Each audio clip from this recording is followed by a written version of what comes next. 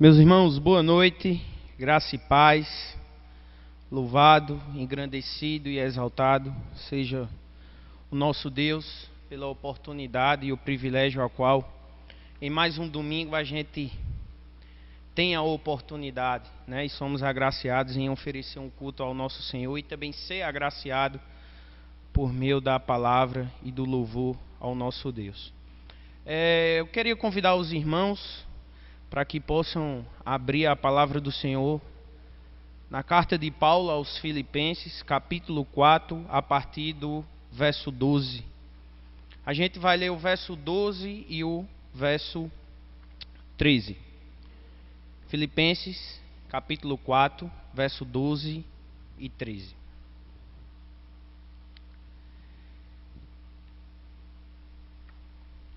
A palavra do Senhor diz o seguinte: sei o que é passar necessidade e sei o que é ter fartura. Aprendi o segredo de viver contente em toda e qualquer situação. Seja bem alimentado, seja com fome, tendo muito ou passando necessidade. Verso 13. Tudo posso naquele que me fortalece. Eu, meditando de ontem para hoje, nesses dois versos, eu acabei lembrando um pouco da minha vida, da minha caminhada como cristão. Lembro-me que no início da minha conversão foi algo inexplicável, foi um momento prazeroso e gratificante, mas não só no início da minha conversão, mas ao decorrer da minha caminhada cristã. E eu lembro dos momentos maravilhosos e fantásticos a qual o Senhor me concedeu, né? No hospital de trauma, podendo trabalhar com o pessoal da higienização. Eu lembro que uma vez por semana a gente fazia um estudo bíblico e eu me alegrava cada vez mais com isso, porque também a partir do momento que Deus ele me usava para anunciar o Evangelho, Ele também me concedia a graça, a bênção e o privilégio de também estar contemplando os frutos e estar vendo mulheres se curvando ao Senhor, vendo a minha sala mais como um psicólogo ou uma pessoa que pode escutar e está ali para escutar do que um coordenador que estava ali para cobrar, exortar. E eu fiquei lembrando desses momentos.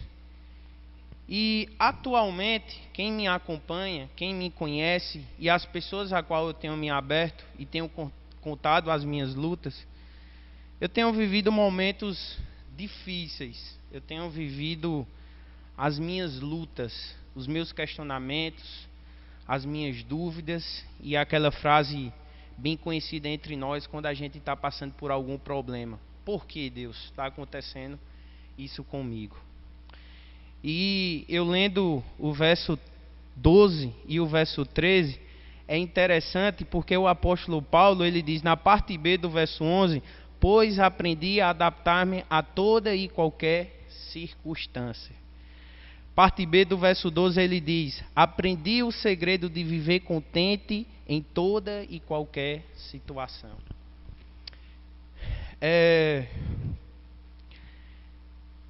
Eu creio que isso é uma realidade e um desafio, não só para mim, mas para outros e outros cristãos, saber conviver e viver num momento de escassez, num momento de dor, num momento de dificuldade, num momento que o seu coração fica mais angustiado do que alegre. E eu creio que para mim, esse é o meu momento. Lembro-me das vezes que terminava o culto, no final do culto da hora eu chegava para mim e dizia, tô com saudade daquele Felipe que tinha aquele sorriso lindo, que tinha aquele sorriso que fazia com que os outros também se alegrassem. Pois bem, foi um tempo maravilhoso, mas é um tempo também agora de dor que Deus ele tem tratado comigo, que Deus ele tem falado ao meu coração que Deus ele tem mostrado que podemos glorificar a Deus não somente na alegria, mas também na dor, na dificuldade. Então, eu queria compartilhar isso com vocês nessa noite, o verso 12 e o verso 13. Passamos por momentos maravilhosos em nossa vida. Quem sabe agora a gente pode estar passando por um momento de dor e dificuldade. E é interessante que o apóstolo Paulo ele diz: aprendi a adaptar-me a toda e qualquer circunstância. Que possamos também aprender a glorificar e a louvar a Deus na dificuldade, na dor, mesmo que as coisas não saiam da forma que nós gostaríamos que saísse, mas que a gente possa adorar a Deus. E no verso 13, Paulo ele ensina e diz e afirma: tudo posso naquele que me fortalece. Você consegue ser grato a Deus, glorificar a Deus, se alegrar com o Senhor no seu momento de dor e dificuldade que você passa? Que o Senhor possa nos ajudar e que possa conceder a graça para que nós possamos afirmar com as mesmas palavras que o apóstolo Paulo ele afirmou: tudo posso naquele que me fortalece. Lembre-se que essa carta ela foi escrita quando ele estava preso na prisão. Quero ler só para encerrar um trecho de um dos cânticos que estarão sendo entoados aqui esta noite por Fúvio e Mariana, que diz o seguinte: o nome da música é Ele Continua Sendo Bom. É a parte onde diz: um dia a gente aprende a confiar em um Deus que faz milagres, que ouve a nossa oração, que faz presente aqui. Um dia a gente aprende a dar um passo só de cada vez, mas sem duvidar. Que possamos confiar no nosso Deus e não duvidar. Queria convidar os irmãos a estar abaixando a sua cabeça, para que nesse momento a gente possa orar ao nosso Deus. Senhor Deus, nos ajuda, Pai, nesse momento a qual passamos de dor, de ansiedade, desespero, fragilidade. Esse momento onde se esquecemos quem é o nosso Deus. Que o Senhor possa, através do Espírito Santo, nos conduzir a nós estarmos descansando e confiando no Deus a qual professamos e no Deus a qual o apóstolo Paulo ele fala em sua santa palavra. Tudo posso naquele que me fortalece. Senhor, que nós possamos te adorar, que nós possamos compreender e entender que o Senhor é bondoso não apenas na alegria, mas também o Senhor é bondoso no momento de dor, a qual o nosso coração ele carrega. Então, Senhor Deus, tu sabes que nós somos seres frágeis, limitados, temos a tendência em mais se apoiar nas coisas deste mundo ou no nosso próprio entendimento do que lançar sobre ti tudo aquilo que rouba a nossa paz. Senhor, por favor, nos conduz a nós se achegarmos ao trono da graça para obter misericórdia. Senhor, que o Senhor nos ajude e que ajude cada irmão nessa noite a qual está participando nesse culto, com a sua luta, com a sua dificuldade e com a sua dor.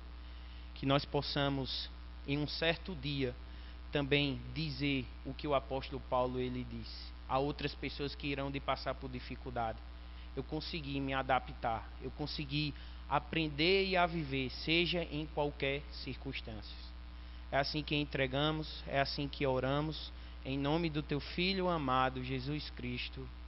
Amém. Queria convidar o grupo de louvor.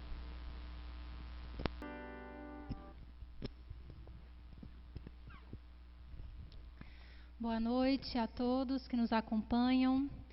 Felipe acabou de falar de momentos de dificuldade, mas eu queria deixar uma mensagem para você que nós vamos cantar agora. Que existe um rei que domina sobre todos os povos, sobre todas as nações. E esse rei é o nosso Deus. Então confie nisso, creia nisso de todo o seu coração e se entregue ao Senhor nessa noite.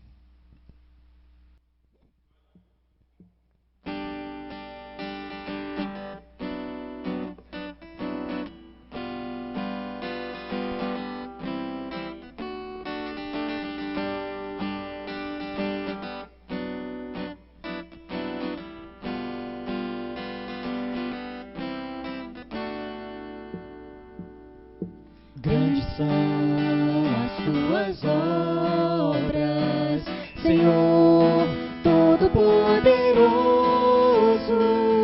Justos e verdadeiros são os teus caminhos.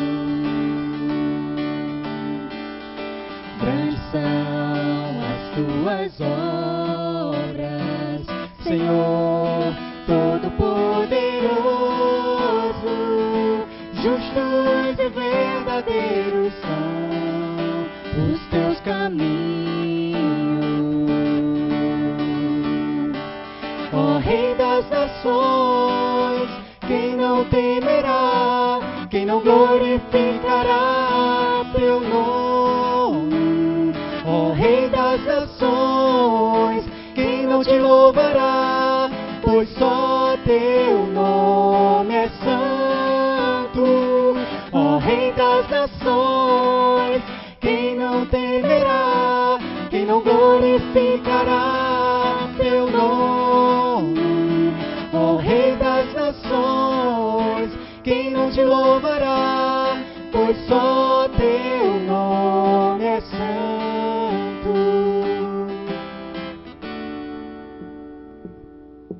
Todas as nações virão e adorarão diante de ti, pois os teus atos de justiça se fizeram manifestos. Todas as nações virão e adorarão diante de ti, pois os teus atos de justiça se fizeram manifestos. Ó Rei das nações, quem não temerá, quem não glorificará teu nome? Ó Rei das nações, quem não te louvará, pois só teu nome é santo. Ó Rei das nações, quem não temerá, quem não glorificará teu nome? Ó Rei das nações, quem não te louvará, pois só teu nome é santo. Amém. Diante disso, não temos como dizer que Ele é o nosso Senhor. Ele é único, Ele é perfeito e é o nosso Deus. Então glorifica ao Senhor conosco.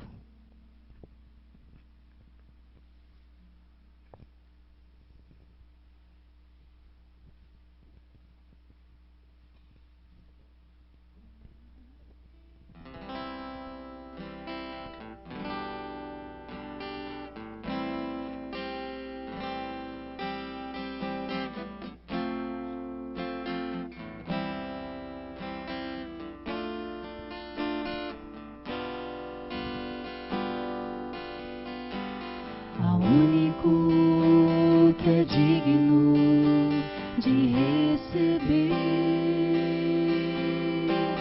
a honra e a glória, a força e o poder, ao Rei eterno e imortal, invisível, mas real, a Ele ministramos o louvor. Ao único que é digno, Ao único que é digno de receber a honra e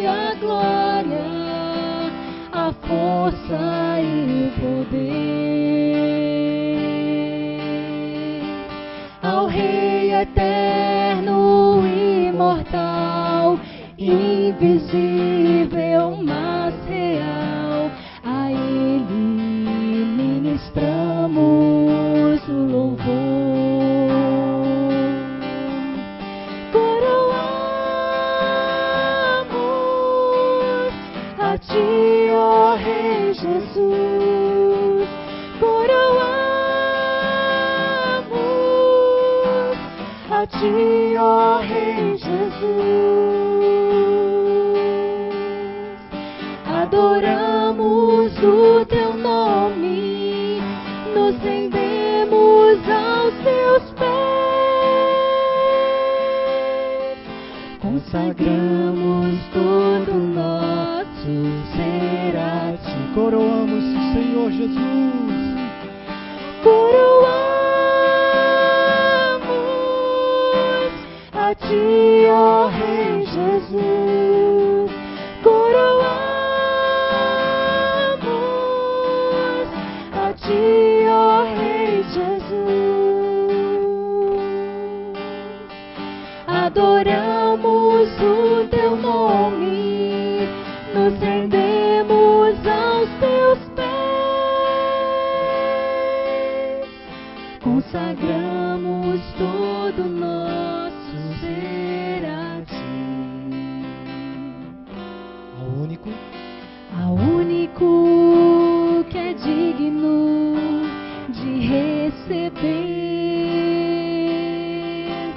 a honra e a glória, a força e o poder.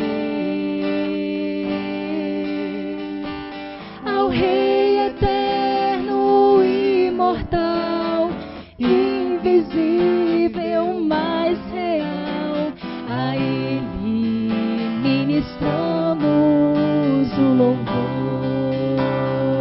Coroamos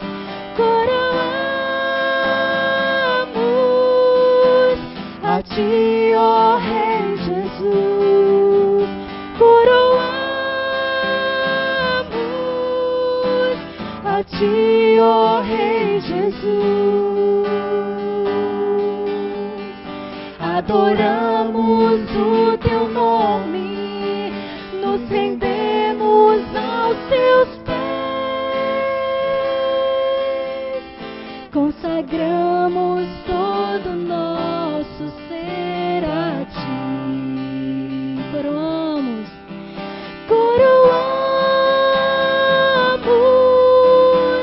a Ti, ó Rei Jesus. Coroamos a Ti, ó Rei Jesus. Adoramos o Teu nome, nos rendemos aos Teus pés, consagramos todo nosso ser a Ti. Consagramos todo nosso ser a Ti. Consagramos todo nosso ser a Ti.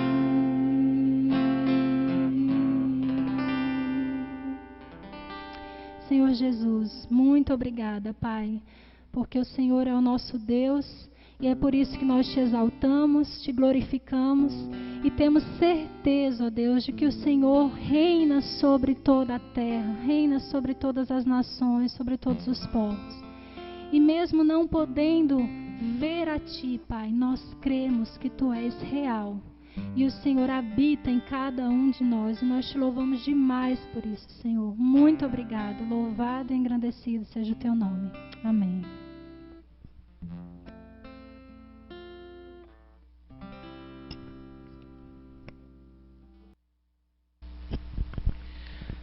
Dando continuidade, momento missionário de hoje, nós iremos compartilhar com a igreja um pequeno vídeo do missionário e pastor Ronaldo Lindório, e logo depois iremos de orar junto, agradecendo a Deus pelo favor sobre a vida dele e de sua família. Louvamos a Deus por suas vidas, pelas orações, pelo cuidado, todo o apoio. Nós estamos muito bem, caminhando para uma plena recuperação, graças a Deus. De fato, foram dias bem difíceis, mas todos eles cheios, repletos da graça de Deus. E gostaríamos de compartilhar com vocês o texto da palavra no Salmo 46, versículo 1 e os versículos 10 e 11. Deus é o nosso refúgio e fortaleza, socorro bem presente nas tribulações, portanto não temeremos. Aquietai-vos e sabei que eu sou Deus, sou exaltado entre as nações, sou exaltado na terra. O Senhor dos exércitos está conosco, o Deus de Jacó é o nosso refúgio. Que esta palavra encoraje cada uma das suas vidas e que o Senhor continue abençoando e guardando a cada um. Deus anime, encoraje nesses dias, em nome de Jesus. Um abraço. Pois bem, é interessante no vídeo do missionário Ronaldo Lindório. Para quem não sabe, mas eu creio que a igreja já viu no vídeo, Ronaldo, sua esposa e alguns parentes acabaram sendo contaminados pelo vírus, pela Covid-19. E nesse vídeo, onde não só ele, mas juntamente com a sua esposa, ele faz um agradecimento e cita a palavra do Senhor. E o que eu acho interessante, que ele diz o seguinte: foram dias difíceis, mas todos eles cheios, repletos da graça de Deus.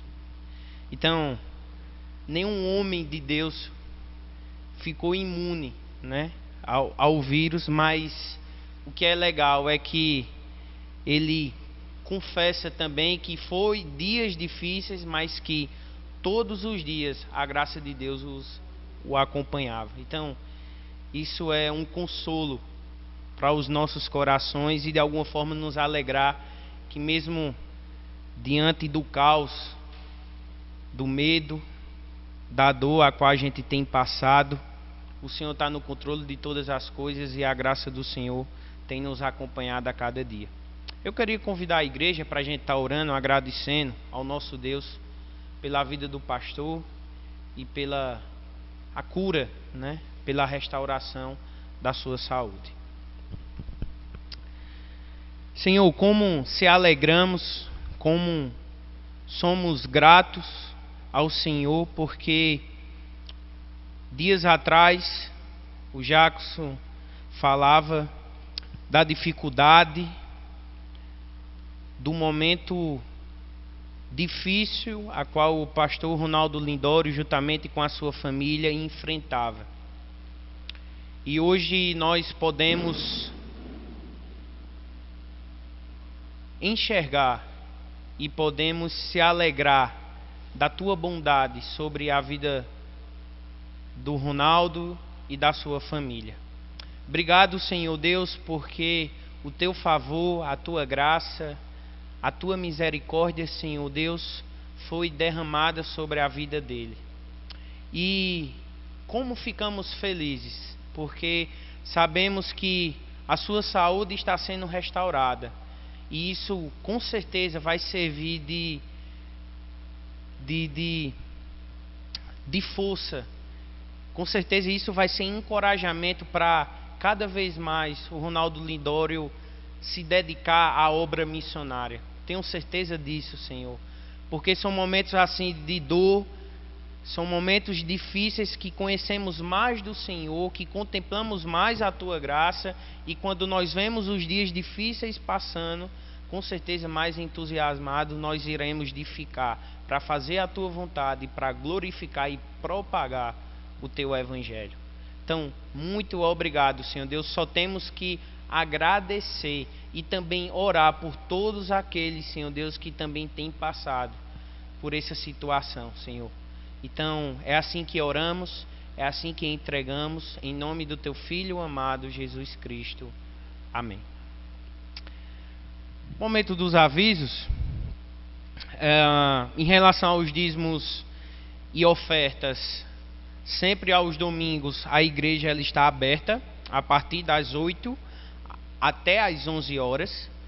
Para aquele que não encontra a igreja aberta durante a semana, que só tem o tempo para depositar a sua oferta e o seu dízimo, todo domingo a igreja está aberta de 8 às 11 horas, como também não só para você ofertar, mas também para você desfrutar de um momento de oração, onde a gente também, a partir das 8 horas, tem o grupo de oração, um momento onde a gente, através da oração, intensifica mais ainda e nos aproximamos de Deus através das orações, certo? Se não der para você se fazer presente na igreja, você também pode estar procurando os diáconos da igreja, que também eles irão se disponibilizar para ir até a sua casa e fazer a coleta do dízimo e oferta. Como também tem o número da conta da igreja, a qual vai estar aqui embaixo, certo? Para você também fazer a sua oferta, depositar através da conta. Glória a Deus, porque vários meios Ele nos concede para que a gente possa estar honrando com os nossos dízimos e oferta. Também quero lembrar a igreja que também durante a semana, certo? Está acontecendo os pequenos grupos, não presencialmente, mas através da internet, através das chamadas de vídeo, certo? Então, procura o seu líder, procura alguém da igreja. Eu quero participar de alguma reunião, eu quero desfrutar desse momento juntamente com os meus irmãos. Pode procurar alguém que com certeza alguém da igreja, algum membro vai lhe direcionar e vai lhe convidar para estar fazendo parte da programação da igreja, certo? Em terceiro, conversando com a Mariana, em relação a missões. A gente acabou de ver o favor do Senhor sobre a vida do Ronaldo Lindório, né? Grandes coisas o Senhor tem feito pelo seu povo. Mas também, irmãos, a gente também precisa entender e compreender que também o Senhor não nos deu um fardo, mas Ele nos deu o privilégio de poder também estar participando. E um desses privilégios a qual o Senhor nos concede para estar participando é em relação à oferta missionária, né? Veja bem, eu não quero que você deixe de fazer a sua feira, honrar com os seus compromissos para estar ofertando missões. Não é isso. Mas que a gente possa entender que isso não é um fardo, isso é um privilégio. E como é bom quando a gente chega aqui à frente e a cada domingo a gente fala sobre um projeto missionário, Pastor Elias, Santo André, entre outros projetos que a igreja contribui. Como é bom, né, a gente desfrutar destes momentos. Mas também é bom e deve ser bom, e a gente deve se alegrar em também dar, em também ofertar. Então, a gente ainda não conseguiu atingir o alvo missionário. Na reunião do Conselho de Missões essa semana, a Rosa compartilhou conosco que falta R$450, mas eu conversando com a Mariana, foi ofertado 40, então resta R$410 para o alvo, né? Então, é oportuno, é um momento de a gente encorajar a igreja, no sentido não só de honrar com os compromissos, mas também entender que isso é um privilégio. E Deus está lhe concedendo esse privilégio. Amém? Queria convidar o grupo de louvor para novamente estar entoando os cânticos.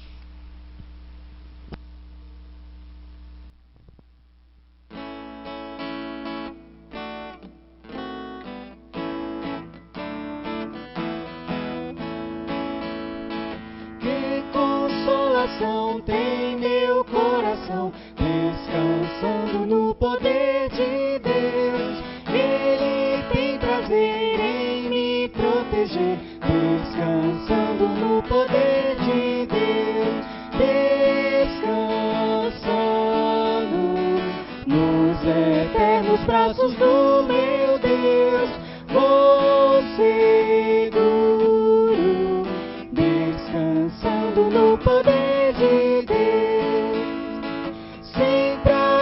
contente vou, bem contente estou, descansando no poder de Deus. Tudo hei de vencer pelo seu poder, descansando no poder de Deus. Descansando nos eternos braços do meu Deus, vou seguro, descansando no poder de Deus. Não recearei, nada temerei, descansando no poder de Deus. Gozo, paz e amor junto ao meu Senhor, descansando no poder de Deus. Descansando nos eternos braços do meu Deus, vou seguro, descansando no poder de Deus. Lutas sem cessar hei de atravessar, descansando no poder de Deus.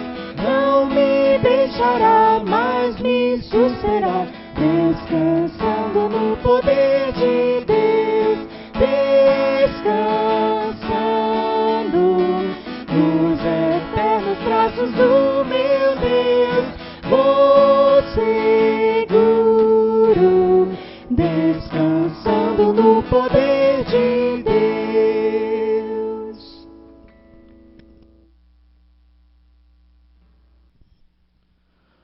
Boa noite, meus irmãos.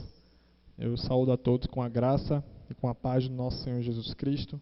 Espero que todos estejam firmes na graça e na paz do Senhor nesses tempos difíceis que nós temos vivido.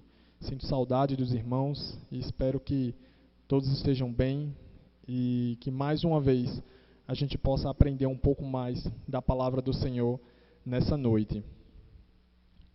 Antes da gente prosseguir, eu queria apenas passar um aviso que o pastor pediu para informar a toda a igreja, é que no próximo domingo nós estaremos celebrando a Ceia do Senhor, mais uma vez online, até o dia em que mais uma vez a gente pode estar juntos novamente, né, celebrando pessoalmente, e que nós possamos estar nos preparando mais uma vez para esse momento, onde a gente senta à mesa com o Senhor, lembra do seu sacrifício feito por cada um de nós e pensa no dia em que nós estaremos em sua presença mais uma vez, agora no céu e na eternidade. Sofrendo como cristãos, esse foi o título que eu escolhi para a nossa mensagem de hoje, baseada naquilo que nós já temos aprendido nos últimos meses, onde Pedro escreve a um grupo de igrejas e de irmãos que estavam vivendo em pelo menos 5 províncias romanas, que é Ásia, Capadócia, Bitínia, Galácia, Ponto, como ele fala lá no capítulo 1, versículo 1, direcionando a sua carta para esse grupo de irmãos. E como a gente já tem aprendido também, o contexto maior onde o apóstolo Pedro escreve essa carta é um contexto de perseguição e de sofrimento que aqueles irmãos estavam sofrendo. E eu queria apenas relembrar algumas dessas atitudes que o apóstolo Pedro instrui esses irmãos a terem em meio a esses momentos de perseguição que eles estavam sofrendo. A primeira delas que ele fala é abster-se das paixões carnais e manter exemplar o seu procedimento entre aqueles que os difamam, e isso tudo para a glória de Deus. A segunda é amar e servir aos irmãos. A terceira é pagar com bênçãos as maldições que eram lançadas para aqueles irmãos. A quarta era não ficarem amedrontados ou alarmados com as ameaças que eles sofriam. A quinta atitude era para que eles santificassem a Cristo como o Senhor dos corações deles. A sexta era para que eles estivessem preparados para responder à razão da esperança que estava no coração deles, com mansidão, temor e boa consciência. A sétima era para que eles armassem-se do exemplo de Cristo, que também sofreu na carne, e Ele é o nosso maior referencial. A oitava era para que eles abandonassem os valores deste mundo. A 9, para que eles descansassem na justiça do Senhor. E a 10, para que eles tivessem esperança na vida eterna. Todas essas atitudes, elas foram ensinadas nos últimos meses. Pedro instruiu aqueles irmãos a agirem dessa forma em meio às perseguições. E nós hoje também somos instruídos a agir de semelhante forma, porque essas atitudes não ficaram somente para os cristãos daquele tempo, mas se estendem para a gente hoje, que também passamos por perseguições por amor a Cristo. Então, a nossa mensagem de hoje, ela vai seguir nessa mesma linha de raciocínio. Pedro, ele continua falando sobre quais atitudes os irmãos devem ter em meio ao sofrimento. E esse sofrimento, especificamente, a perseguição por causa do nome do Senhor Jesus Cristo. Então, eu convido todos vocês a abrirem a palavra de Deus na carta de 1 Pedro, capítulo 4. A gente vai ler hoje dos versículos 12 até o 19. Primeira carta de Pedro, capítulo 4, dos versos 12 até o 19.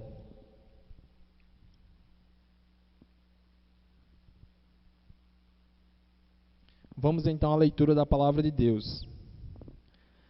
Amados, não estranheis o fogo ardente que surge no meio de vós, destinado a provar-vos, como se alguma coisa extraordinária vos estivesse acontecendo.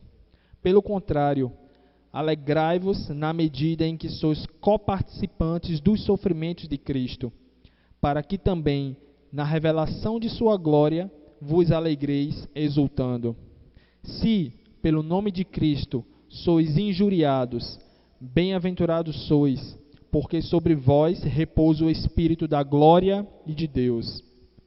Não sofra, porém, nenhum de vós como assassino, ou ladrão, ou malfeitor, ou como quem se intromete em negócios de outrem. Mas, se sofrer como cristão, não se envergonhe disso. Antes, glorifique a Deus com esse nome, porque a ocasião de começar o juízo pela casa de Deus é chegada. Ora, se primeiro vem por nós, qual será o fim daqueles que não obedecem ao Evangelho de Deus? E, se é com dificuldade que o justo é salvo, onde vai comparecer o ímpio? Sim, o pecador. Por isso, também os que sofrem segundo a vontade de Deus, encomendem a sua alma ao fiel Criador na prática do bem. Vamos orar mais uma vez? Nosso Deus e Pai, eis aqui mais uma vez a Tua palavra exposta diante dos nossos olhos, Senhor, e dos nossos ouvidos. O nosso desejo, Deus, não é outro senão aprendermos mais de Ti, sermos alimentados pelas Tuas verdades, meu Deus. Que a Tua palavra, ela mais uma vez possa nos ensinar sobre como devemos agir em momentos de sofrimento, em momentos em que somos desprezados por causa de Teu nome, Senhor.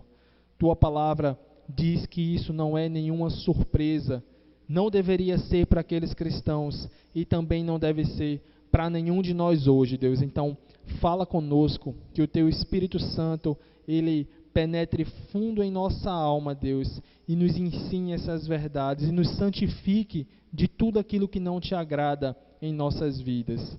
É o que eu Te peço, meu Deus, e Te agradeço desde já, em nome de Jesus. Amém.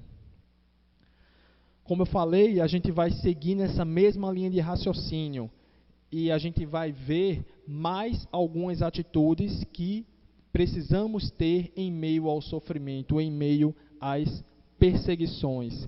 E é interessante que Pedro ele deixa muito claro que essas atitudes que nós teremos é em meio ao sofrimento ou à perseguição por sermos cristãos. Ele vai fazer uma distinção entre o sofrimento como consequência do nosso pecado e o sofrimento por sermos cristãos. Este é um tipo de sofrimento singular. Então, dessas atitudes que Pedro ensina nesse texto, a gente vai aprender 6 delas, tá bom? A primeira delas é não estranhar o sofrimento. Ele fala no versículo 12, acompanhe comigo. Amados, não estranheis o fogo ardente que surge no meio de vós, destinado a provar-vos como se alguma coisa extraordinária vos estivesse acontecendo. A melhor tradução para essa primeira frase de não estranheis é não se surpreender. Não se surpreenda com o fogo ardente que surge no meio de vós.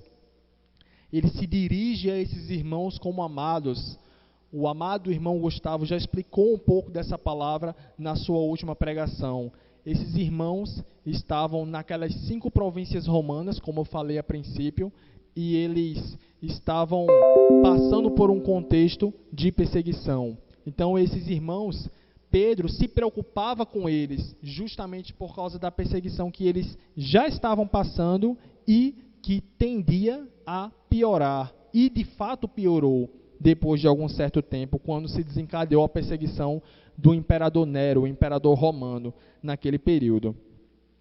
Mas aqui ele vai dizer que a primeira atitude que nós devemos ter é não estranhar o fogo ardente que surge no meio de vós. E o significado de não se surpreender, de acordo com o dicionário, é o fato ou coisa que surpreende, que causa espanto ou admiração. Fato inesperado, repentino, não anunciado previamente, é um imprevisto.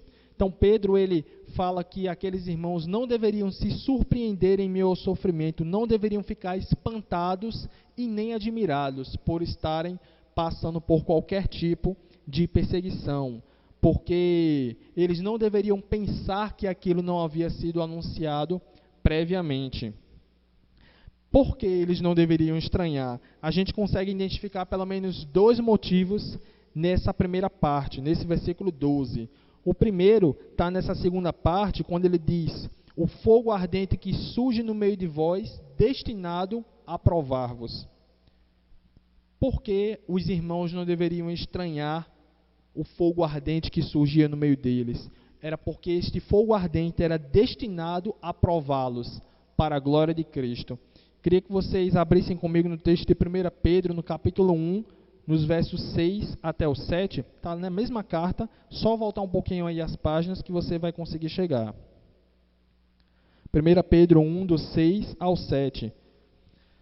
Ele diz assim: nisso exultais, embora no presente, por breve tempo, se necessário, sejais contristados por várias provações, para que, uma vez confirmado o valor da vossa fé, muito mais preciosa do que o ouro perecível, mesmo apurado por fogo, redunde em louvor, glória e honra na revelação de Jesus Cristo.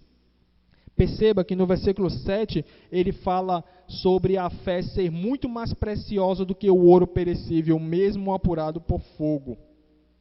O ouro, quando ele é retirado das profundezas da terra, ele vem cheio de impurezas também. E Pedro, ele, mais uma vez, traz essa figura do fogo que prova o ouro, e que o ouro é precioso, mas a fé daqueles crentes seria muito mais preciosa após eles passarem por essas provações. Ele retoma essa figura aqui nesse texto do capítulo 4 que a gente leu. Não estranheis o fogo ardente que surge no meio de vós. E esse fogo ardente ele pode ter 2 significados básicos, que o primeiro já é exatamente esse, que é o fato desse fogo ter o propósito de provar aqueles irmãos na fé. E o segundo significado básico seria a intensidade da perseguição que aqueles irmãos sofriam e estavam prestes a sofrer. Era como fogo ardente, algo que iria destruir, algo que iria, de maneira violenta, acabar com a vida de muitos deles. Então, a primeira razão pela qual Pedro diz que aqueles irmãos e nós hoje não devemos estranhar a perseguição é por causa de que ela é destinada a nos provar. Deus usa a perseguição para provar os seus filhos. E essa mensagem, essa verdade, a gente vai retomar um pouco mais à frente, no último ponto. Um segundo motivo pelo qual Pedro diz que nós não devemos nos surpreender com o fogo ardente que surge no meio de nós, é porque nada de extraordinário está acontecendo. Nada fora do comum está acontecendo. Lá no texto de João, capítulo 15, do versos 18 ao 19, o Senhor Jesus estava reunido com os seus discípulos, momentos antes de ser entregue para ser crucificado. Ele estava preparando o coração de seus discípulos para passarem por aqueles momentos e dando as suas instruções finais. E uma dessas instruções, uma dessas verdades que Jesus traz ao coração dos discípulos, está nesse capítulo 15, dos versos 18 ao 20, o qual o próprio Pedro ouviu. Jesus diz: se o mundo vos odeia, sabei que primeiro do que a vós outros, me odiou a mim. Se vós fosseis do mundo, o mundo amaria o que era seu. Como todavia não sois do mundo, pelo contrário, dele vos escolhi, por isso o mundo vos odeia. Lembrai-vos da palavra que vos disse: não é o servo maior do que o seu senhor. Se me perseguiram a mim, também perseguirão a vós outros. Se guardaram a minha palavra, também guardarão a vossa. Pedro diz aqui em sua carta, aproximadamente 30 anos depois da morte de Cristo e de sua ressurreição, da mesma forma que Jesus havia ensinado a ele e aos seus irmãos discípulos que eles não deveriam estranhar a perseguição, porque Jesus falou que se eles perseguiram a ele, também eles perseguiriam os discípulos. Aqueles irmãos daquelas 5 províncias romanas e nós hoje também não devemos estranhar, porque a gente precisa saber que nada de extraordinário está acontecendo.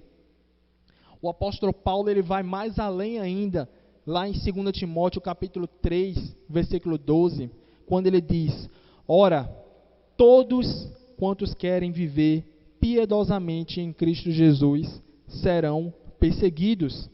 A gente, nesse texto, Paulo, ele está escrevendo a sua última carta antes de seu martírio. Ele estava preso e escreve essa carta ao seu discípulo Timóteo, a quem ficaria responsável dar continuidade ao ministério de Paulo, não o ministério apostólico, mas o ministério pastoral de ensino da palavra e de cuidado com as igrejas. Paulo, ele nesse texto, antes desse texto, está falando sobre uma lista de perseguições que ele havia passado, mas ele diz que não é apenas ele que passou por essas perseguições. Quando a gente olha para o livro de Atos, quando a gente olha para as cartas, a gente percebe que Paulo, ele passou por diversas perseguições, mas nesse texto que eu acabei de ler de 2 Timóteo 3,12, ele diz que, ora, todos quantos querem viver piedosamente em Cristo Jesus serão perseguidos. Então, se nós queremos ter uma vida compromissada com o Senhor Jesus e viver piedosamente para o seu agrado e para a sua glória, nós seremos perseguidos. A questão é o nível em que essa perseguição será encarada, o nível em que essa perseguição sobrevirá sobre nós. E a grande pergunta é, após esse primeiro ponto, como encaramos ou iremos encarar as perseguições? Eu faço questão de fazer essa distinção entre como encaramos ou como iremos encarar as perseguições. Por quê?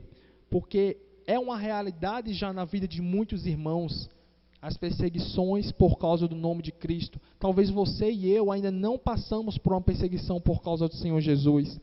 Mas Pedro, ele escreve tanto para aqueles que estão passando por perseguições, como também para estes mesmos, a fim de prepará-los para uma perseguição maior que estava por vir. Pedro, ele escreve para aquele público e para nós hoje, porque apesar de hoje desfrutarmos de liberdade, pode ser que não seja sempre assim.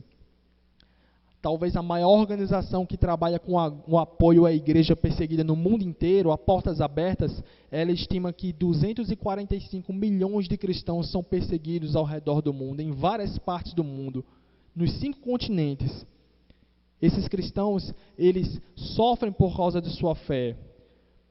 Mas, de acordo com esse texto de Paulo, a gente vê que aquela lista elencada pela Portas Abertas, ela é uma lista verdadeira e real, de acordo com a realidade que aqueles irmãos passam.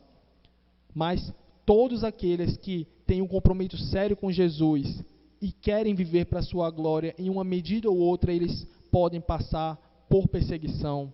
Eu conheço irmãos que foram perseguidos pelos seus pais, Eu conheço irmãos que são perseguidos pelo seu cônjuge ou na sala de aula numa universidade.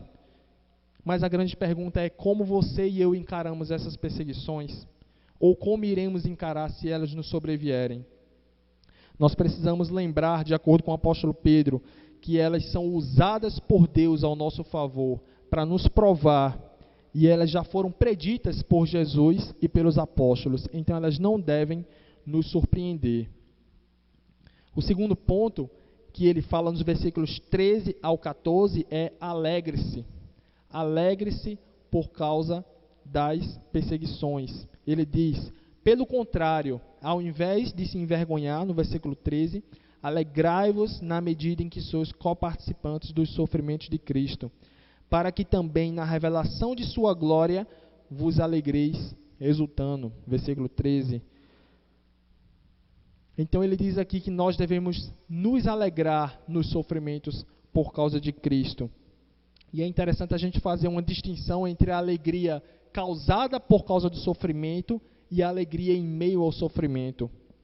Paulo ele não diz aqui que nós devemos ser masoquistas, ou seja, nós devemos sentir prazer na dor que nós passamos. Porque a Bíblia fala também que a dor é algo legítimo a ser expressado diante de Deus. A gente tem a liberdade de, nos momentos de perseguição, clamar ao Senhor e apresentar a nossa causa e a nossa dor diante dele. Então não é o sofrimento que causa alegria, mas é o sofrimento a alegria em meio ao sofrimento, a alegria no sofrimento e não causada pelo próprio sofrimento. A dor não é apagada, mas é possível que nós nos alegremos mesmo em meio à dor. E é isso que Pedro diz aqui. Por que nós devemos nos alegrar? Pelo menos dois motivos também. O primeiro é porque nós somos coparticipantes nos sofrimentos de Cristo e na sua glória. Como ele diz nessa primeira parte, alegrai-vos na medida em que sois coparticipantes dos sofrimentos de Cristo. Lembrando que essa coparticipação não é expiatória, ou seja, os sofrimentos que os crentes ao redor do mundo sofrem por amor ao Evangelho não tem nenhum efeito de salvação sobre si mesmo ou de purificação dos seus pecados, porque Cristo fez isso de uma vez por todas na cruz. Como diz lá na própria carta de Pedro, no capítulo 3, versículo 18, ele diz, pois Cristo também morreu uma única vez pelos pecados, o justo pelos injustos, para conduzir-vos a Deus, morto sim na carne, mas vivificado no Espírito. A gente vê nesse texto que Cristo ele morreu uma única vez pelos pecados, o justo pelos injustos, para nos conduzir a Deus. Então, a nossa coparticipação nos sofrimentos de Cristo, elas não são para nos salvar ou para nos perdoar de qualquer maneira, mas elas têm relação com a nossa participação também na glória que há de ser revelada na sua volta, como fala o versículo 13 mesmo, para que também na revelação da sua glória vos alegreis exultando. O Senhor Jesus, ele sofreu por causa dos nossos pecados, morreu em nosso lugar, mas ele foi exaltado e está assentado no trono que está acima de todos os tronos. Os cristãos também participarão da revelação da glória de Cristo em sua segunda vinda. Lá em Romanos, capítulo 8, dos 17 até o 18, Paulo ele vai ecoar essa ideia que Pedro traz aqui, dizendo, ora, se somos filhos, somos também herdeiros, herdeiros de Deus e co-herdeiros com Cristo. Se com ele sofremos, também com ele seremos glorificados. Porque para mim, tenho por certo que os sofrimentos do tempo presente não podem ser comparados com a glória a ser revelada em nós. Paulo também fala que se com ele sofremos, com ele seremos glorificados. E ele faz mais uma relação que os sofrimentos deste mundo não podem ser comparados com a glória a ser revelada na segunda vinda de Cristo. Então nós precisamos enxergar os sofrimentos que nós passamos por amor ao Evangelho à luz da eternidade. E a gente, na nossa infinitamente pequena compreensão do que é a eternidade, a gente vai perceber que o que a gente passa aqui é insignificante, mediante a glória a ser revelada na volta de Cristo. Um outro texto onde Paulo, mais uma vez, ecoa esta ideia que Pedro escreve em 2 Coríntios 1,7, quando ele diz: a nossa esperança a respeito de vós está firme, sabendo que, como sois participantes dos sofrimentos, assim o sereis da consolação. Então, Paulo ele também sabia que aquela igreja, nesse contexto desse versículo, ao falar sobre um sofrimento tremendo que ele e seus colaboradores tinham passado, ele diz que eles, os próprios coríntios, ao passarem pelos sofrimentos, eles também participariam da consolação em Cristo. Então, o primeiro motivo pelo qual nós podemos nos alegrar em meio às perseguições é porque nós somos coparticipantes nos sofrimentos e na glória de Cristo. O segundo motivo é porque o Espírito da glória e de Deus repousa sobre nós. Como ele diz no versículo 14: se pelo nome de Cristo sois injuriados, bem-aventurados sois, porque sobre vós repousa o Espírito da glória e de Deus. Bem-aventurados sois, porque sois injuriados. Que realidade, meus irmãos, é a gente olhar para a realidade à luz das Escrituras, à luz da eternidade. Essa passagem ela pode ter duas possíveis traduções. Pode ser o Espírito da glória, sim, o Espírito de Deus, ou, como a gente tem aqui na nossa revista atualizada, o Espírito da glória e de Deus. Todas as interpretações elas trazem uma coerência com o ensino bíblico, mas se for a primeira tradução, essa tradução faz com que glória e Deus se refiram ao Espírito Santo, que é o Espírito da glória, sim, o Espírito de Deus. Por isso, ele é o Espírito que nos capacita a glorificar a Deus em meio ao sofrimento. Ele repousa sobre o crente como a Shekinah repousava sobre o tabernáculo. E o que era a Shekinah? Era o brilho visível que simbolizava a presença de Deus entre o seu povo no Antigo Testamento. Ele repousa sobre cada crente, assim como repousava sobre o tabernáculo, dando uma prelibação, ou seja, um antegozo, uma pré-alegria daquela glória que será revelada plenamente quando Jesus voltar. Se a gente for pensar na segunda tradução, que é essa que a gente tem em mãos na revista atualizada, o Espírito da glória e de Deus, alguns entendem de diferentes formas. A primeira, alguns entendem que Cristo é a glória pessoal e revelada de Deus. Nesse caso, o Espírito é retratado como quem revela Cristo ao crente, primeiramente no sofrimento e então na sua revelação, em sua segunda vinda.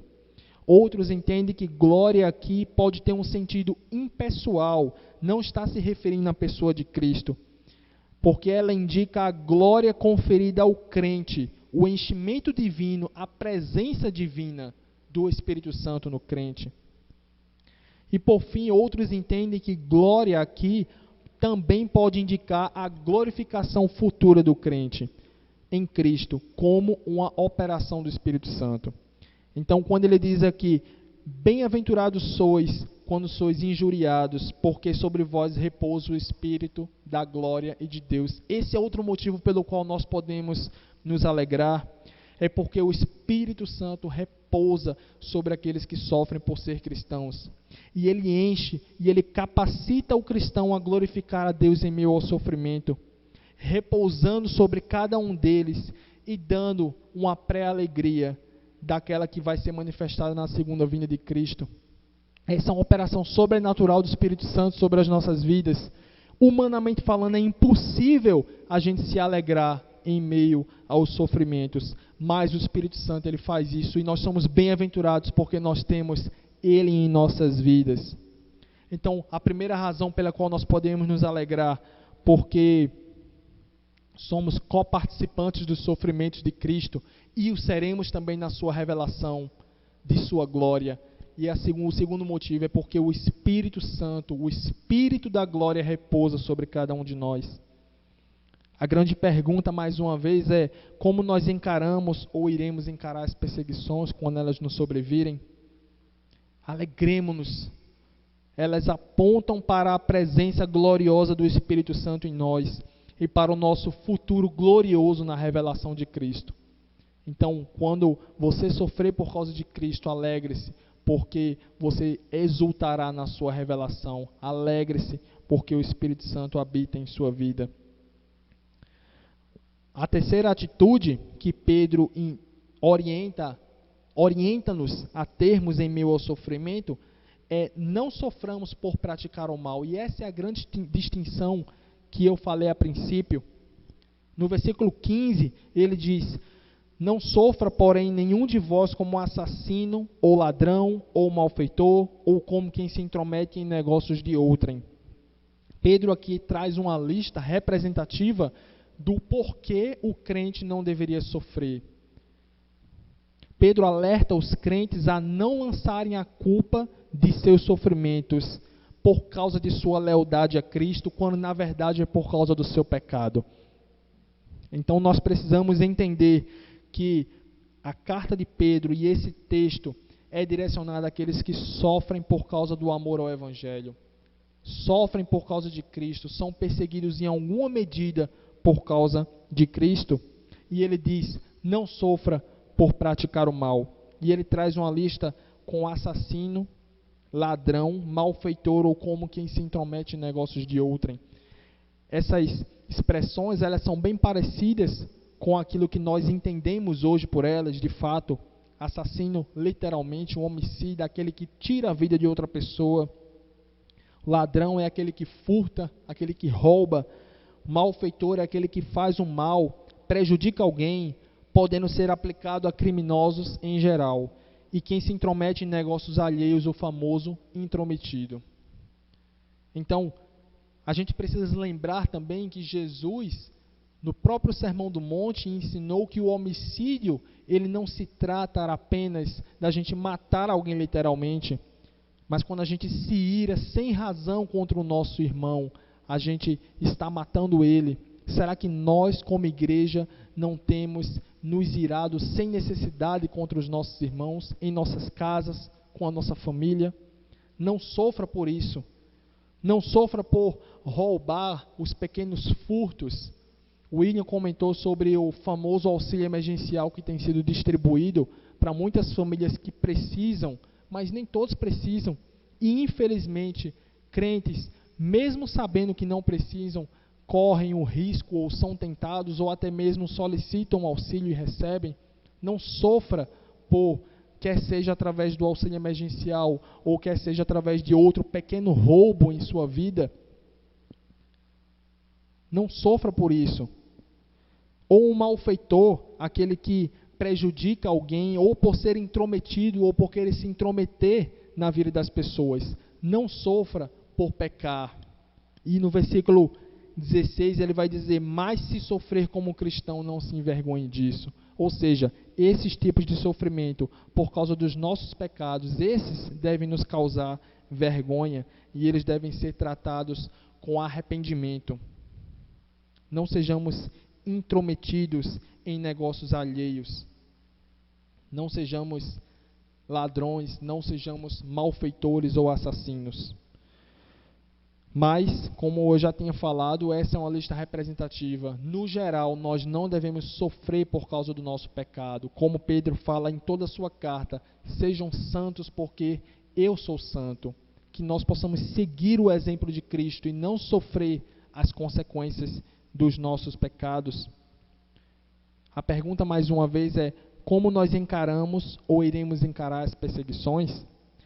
Nós precisamos nos lembrar que o sofrimento que nos é causado por causa das consequências dos nossos pecados deve ser tratado com arrependimento e não com vitimização. Então, crente, não se vitimize se você estiver sofrendo as consequências do seu pecado. Nós não podemos fazer isso. Nós precisamos confessar os nossos pecados diante de Deus e dos homens e procurar acertar todas as coisas, nos reconciliar com o nosso irmão ou com a pessoa contra quem a gente pecou, mesmo que não seja da igreja. Não sofra por praticar o mal. Então, nós não podemos atribuir o sofrimento por causa dos nossos pecados ao fato de sermos cristãos. A quarta atitude é: não se envergonhe. No versículo 16, como eu já li: mas se sofrer como cristão, não se envergonhe disso.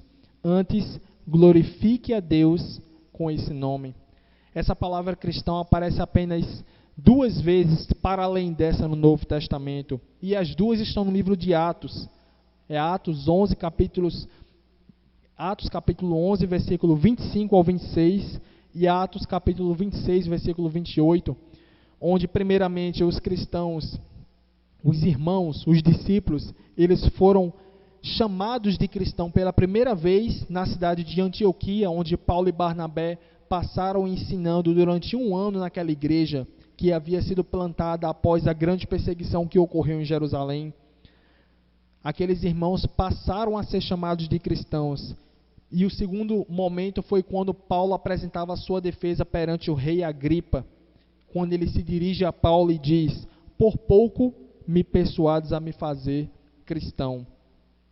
O uso dessa terminação cristão para a gente naquele período poderia significar 2 coisas. As pessoas, elas olhavam para aquele grupo de pessoas e podiam associá-los e enxergá-los como apoiadores de Cristo ou como membros adotados na família de Cristo. Porque naquele período, quando uma pessoa apoiava um representante político, era acrescentada a terminação ianos, que no português é ão. Ou seja, se uma pessoa apoiava o rei Herodes, ela era chamada de herodiano. E se uma pessoa ela era adotada em uma determinada família, ela também tinha essa terminação acrescentada ao seu nome. Por exemplo, a família de Domício passava a se tornar domiciliano, ou seja, herodianos e domicilianos, apoiadores de Herodes e membros da família de Domício. Ou seja, os cristãos naquele tempo pareciam ser enxergados como apoiadores de Cristo, do reino de Cristo, ou membros adotados da família de Cristo. Eles eram enxergados como pessoas que eram uma família, que constituíam uma família, e essa família estava intimamente ligada à pessoa de Cristo. Ou apoiadores de Cristo como propagadores de seu evangelho e da mensagem do reino de Deus. Não se envergonhe, ele diz, se você sofrer como cristão, ou seja, se você sofrer porque é um apoiador de Cristo ou um membro da família de Cristo, não se envergonhe por isso. Ao contrário, se você cometeu o mal, porque aí sim é motivo de vergonha. Os difamadores é que devem ser envergonhados por causa do nosso bom procedimento. Pedro já disse isso em sua carta, que por causa do nosso bom procedimento, por causa da nossa resposta pela razão da esperança que há em nós, com mansidão, temor e boa consciência, os nossos difamadores, eles deveriam ficar envergonhados, aqueles que difamavam o nosso bom procedimento em Cristo, que difamavam daqueles irmãos. Então, não se envergonhe, é o que Pedro disse, se você sofrer como cristão. Paulo, ele sabia desse risco e ele escreveu a Timóteo em sua carta, em sua segunda carta, no capítulo 1, versículo 8, dizendo: não te envergonhes, portanto, do testemunho de nosso Senhor, nem do seu encarcerado, que sou eu. Pelo contrário, participa comigo dos sofrimentos a favor do Evangelho, segundo o poder de Deus. O próprio Timóteo, aquele que daria continuidade ao trabalho de Paulo após o seu martírio, foi exortado, foi orientado pelo apóstolo Paulo a não se envergonhar do testemunho de seu Senhor e nem do seu encarcerado, que era o próprio Paulo. Pelo contrário, ele é convidado a participar dos sofrimentos. Mais uma vez, lembrando que Paulo escreveu essa segunda carta a Timóteo pouco antes de seu martírio, pouco antes de ser morto, por causa da grande perseguição que também foi infligida pelo imperador Nero. Não se envergonhe por ser cristão, Pedro diz aqui. A grande pergunta, mais uma vez, é como encaramos ou como iremos encarar as perseguições, se elas nos sobrevierem, que nós não nos envergonhemos do Evangelho, que nós não nos envergonhemos de Cristo. E como é fácil isso acontecer, como a gente busca a aceitação das pessoas, dos nossos colegas de trabalho, da nossa família, dos nossos colegas de universidade. A gente rapidamente corre o risco de se envergonhar por ser cristão, mas que a gente não faça isso, que a gente veja a perseguição por amor a Cristo como motivo de honra e não de desonra. A quinta atitude que ele traz no versículo 16 é: antes glorifique a Deus com esse nome. Pedro ele diz que, ao contrário de se envergonhar por ser cristão, aqueles deveriam glorificar a Deus por meio desse nome. Mediante o desprezo que os cristãos daquele tempo carregavam, que eram chamados de antissociais por não participarem das práticas daquele período, eles eram chamados também de canibais, rebeldes, ateus, supersticiosos. Faltaria tempo para falar e explicar sobre cada um desses termos, mas os cristãos eles foram conhecidos dessa forma naquele período em que Pedro escreve a sua carta, depois ainda, durante o início da igreja primitiva. Então, mediante tal desprezo e tais acusações, os cristãos eles deveriam demonstrar através de seu bom procedimento que aquelas acusações não eram verdadeiras, que aquelas acusações eram falsas. Será que hoje também nós, como cristãos, não somos conhecidos por diversos nomes? Será que as pessoas não nos conhecem, infelizmente, como vários adjetivos que a gente poderia colocar aqui? Da mesma forma, nós, como cristãos, hoje precisamos glorificar a Deus por esse nome. Honre o nome de Cristo que você carrega. A minha oração é para que eu possa sempre também honrar o nome de Cristo onde quer que eu vá, para que assim a gente possa glorificar o nome dele, para que assim a gente possa mostrar a glória de Deus e conduzir as pessoas a Cristo. Então nós precisamos glorificar a Deus por ser chamados de cristãos. Nós precisamos honrar a Cristo por sermos chamados cristãos.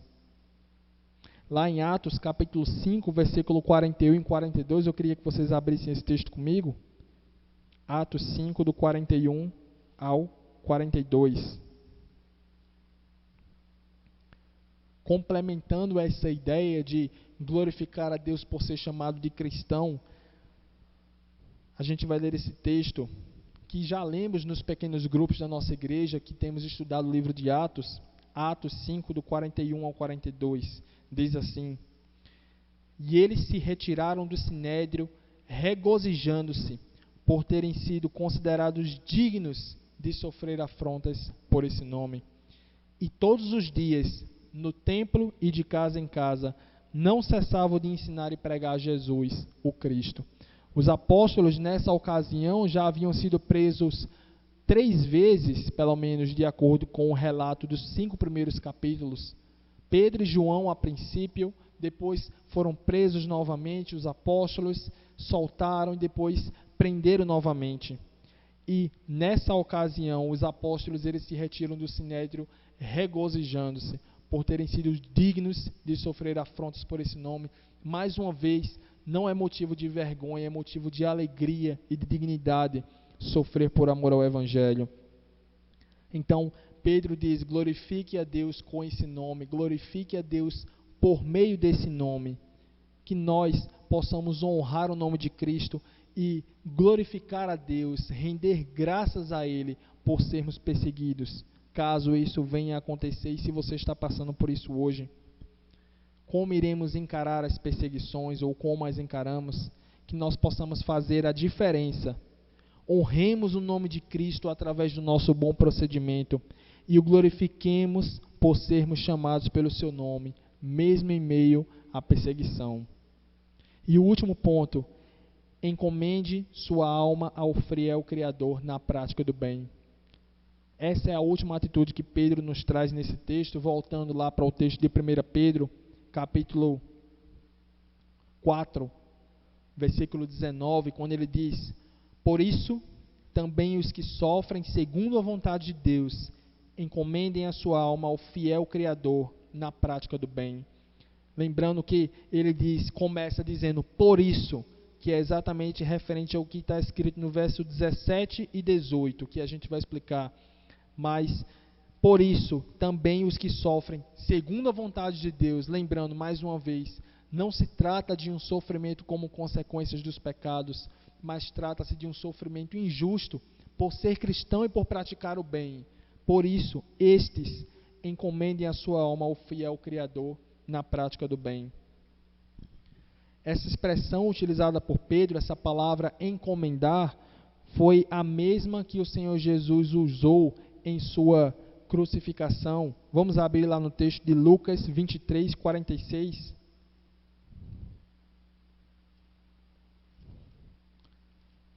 Lucas 23, 46.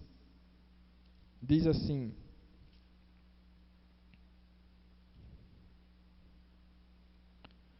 Então Jesus clamou em alta voz: Pai, nas tuas mãos entrego o meu espírito. E dito isto, expirou. Então Jesus aqui, ele entrega nas mãos do Pai o seu espírito. E pegando apenas essa expressão, para que fique claro o significado dessa palavra, essa palavra que Pedro usa lá na sua carta, como a gente estava lendo, é essa mesma que Jesus utilizou aqui. Pai, nas tuas mãos entrego o meu espírito. Essa palavra, ela significa entregar como um depósito para ser guardado em segurança. Pedro diz que aqueles que sofrem segundo a vontade de Deus devem encomendar a sua alma ao fiel Criador, como um depósito para ser guardado em segurança. Porque as nossas vidas estão seguras em Cristo.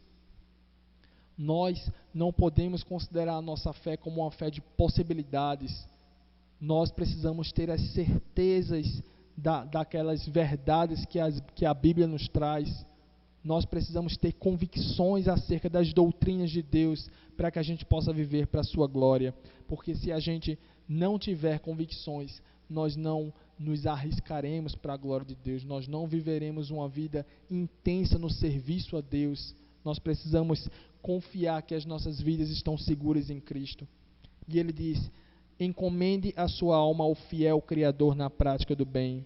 Ele não fala fiel Criador por acaso, mas ele diz, se referindo a Deus como sendo fiel, ou seja, aquele que vai cumprir as suas promessas, e aquele que é poderoso, porque ele criou todas as coisas e sustenta todas as coisas pela força do seu poder. Ou seja, ele pode fazer e ele vai fazer o que ele prometeu. E ele também termina dizendo na prática do bem.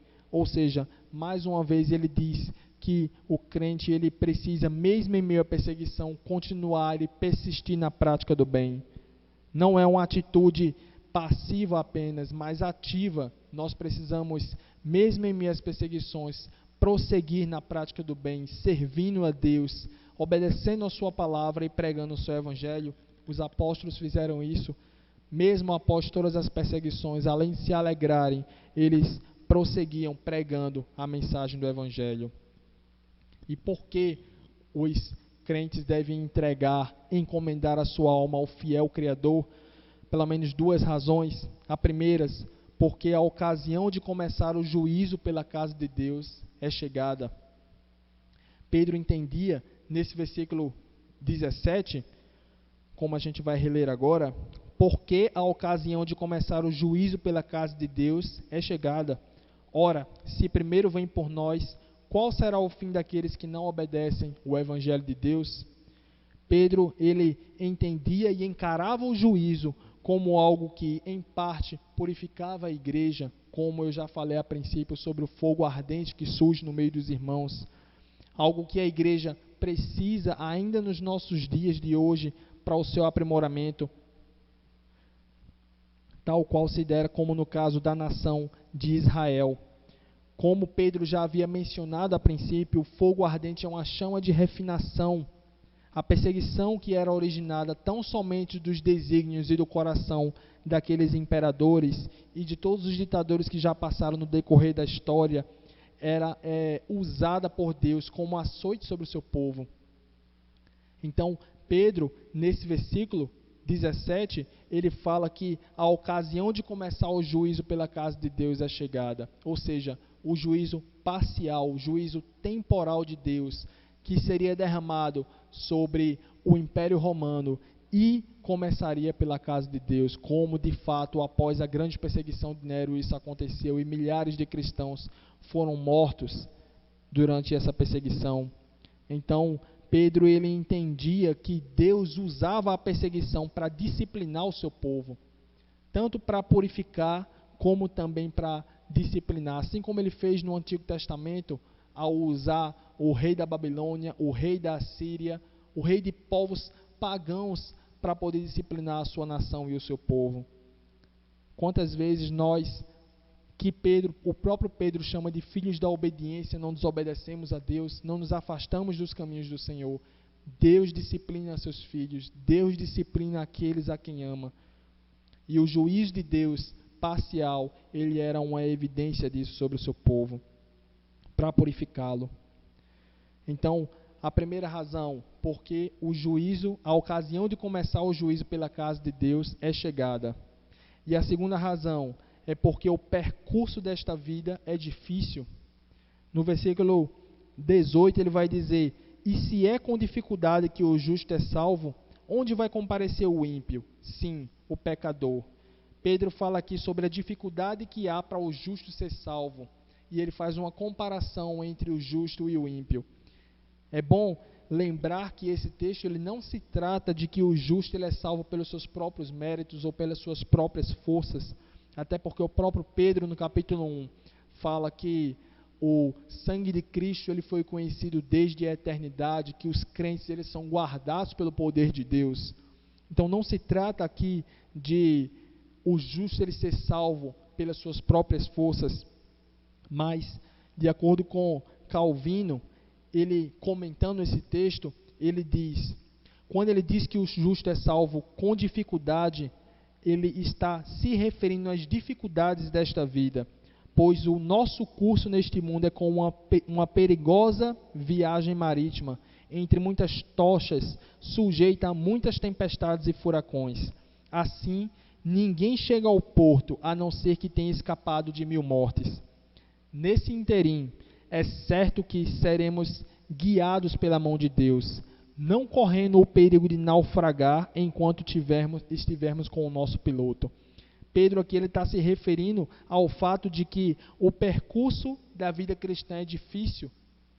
Então nós iremos passar por aflições e por tribulações. O próprio Jesus disse que nós passaríamos por aflições, mas que Ele estaria conosco, que Ele venceu o mundo ao falar com os seus discípulos.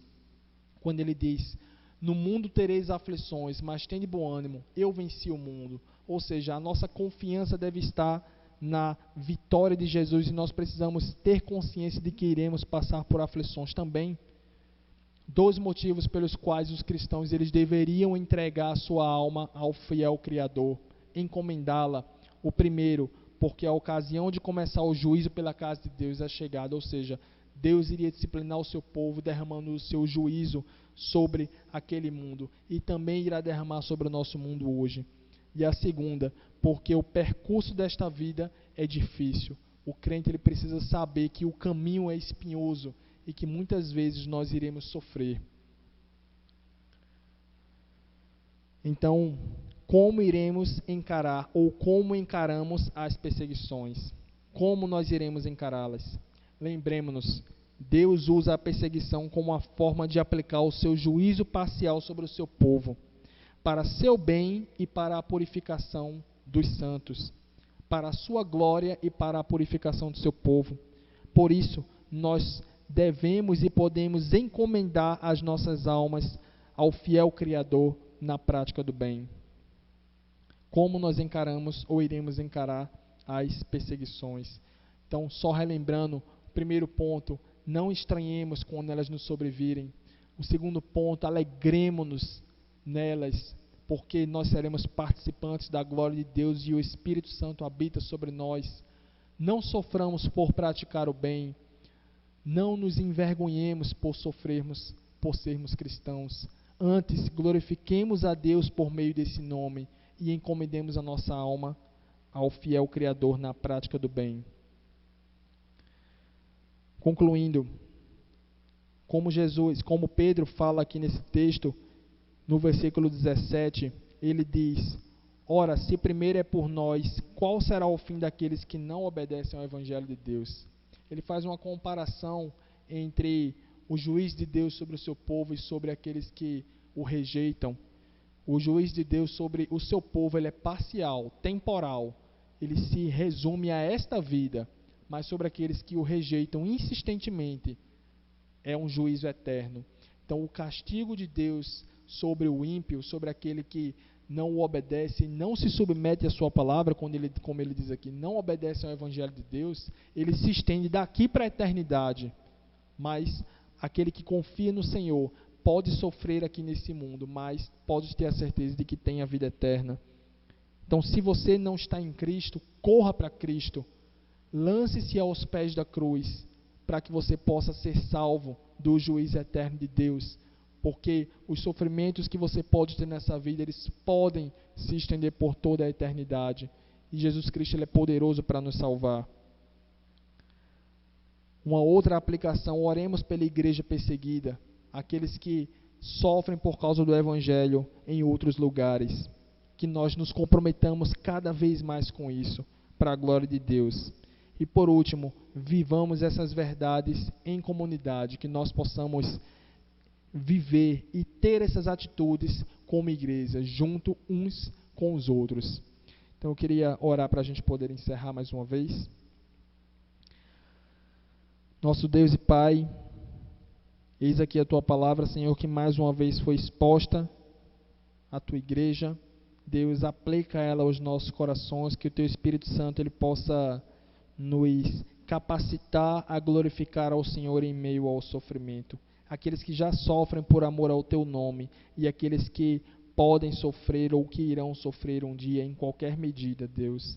Ajuda-nos, Deus, a não estranharmos isso, glorificarmos o Teu nome, a nos alegrarmos e a encomendarmos a nossa alma a Ti na prática do bem. Que nós possamos viver para a Tua glória, meu Deus, e para o Teu louvor. É o que eu te peço em nome de Jesus. Amém.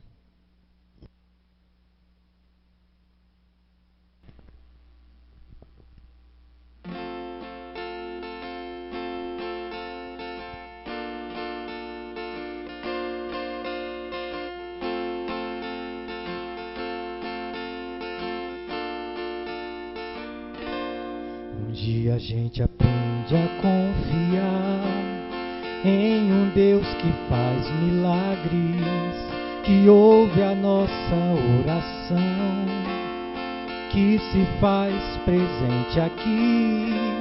Um dia a gente aprende a dar um passo só de cada vez, mas sem duvidar,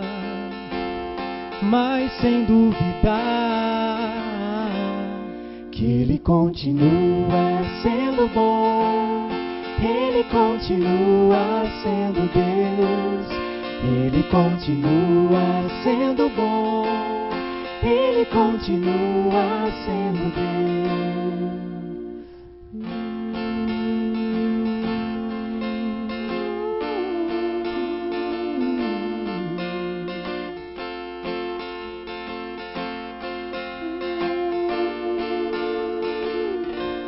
Então chega o dia de viver tudo que se aprendeu e a enxergar até o que não se pode ver. Chega o dia de entender, até ouvir o não de Deus, mas sem duvidar,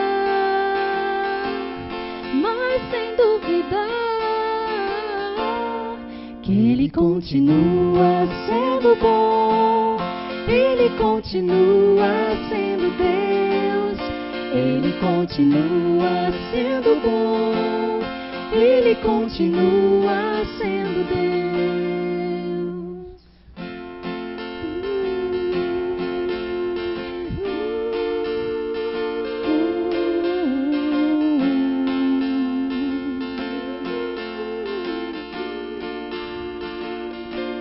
Um dia a gente aprende a confiar em um Deus que faz milagres, que ouve a nossa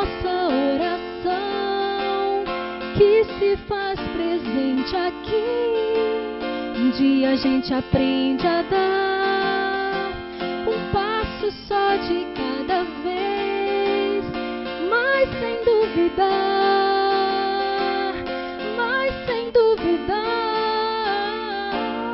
que Ele continua sendo bom, Ele continua sendo Deus, Ele continua sendo bom, Ele continua sendo Deus.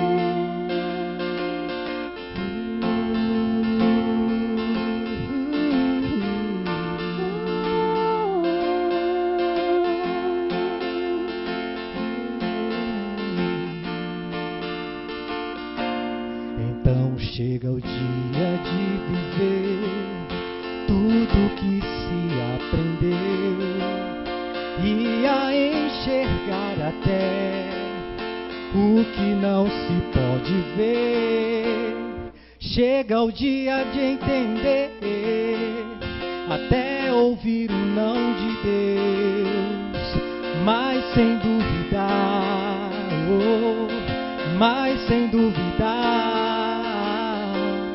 que Ele continua sendo bom, Ele continua sendo Deus, Ele continua sendo bom, Ele continua sendo Deus, Ele continua sendo bom, Ele continua sendo Deus, Ele continua sendo bom, Ele continua sendo Deus.